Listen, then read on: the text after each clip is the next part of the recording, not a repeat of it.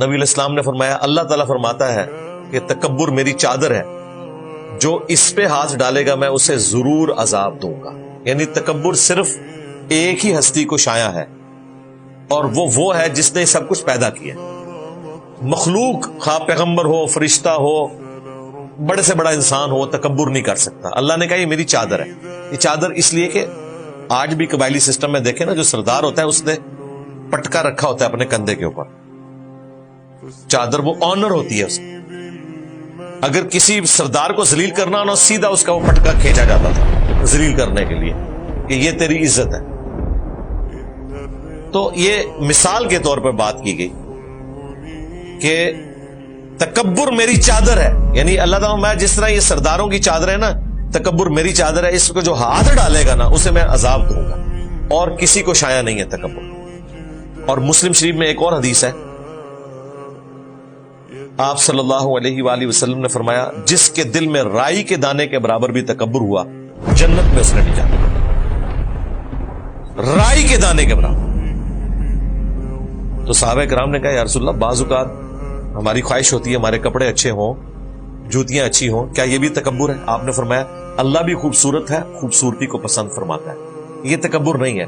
تکبر یہ ہے کہ تم حق بات سے اناد کرو، یعنی منہ پھیر لو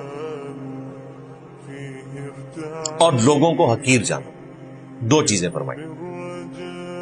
آپ اچھا لباس پہنے، اچھی جوتیاں پہنے، کوئی مسئلہ نہیں، لیکن اس کی بنیاد پہ کسی سے نفرت نہ کریں، ورنہ تکبر ہو جائے گا.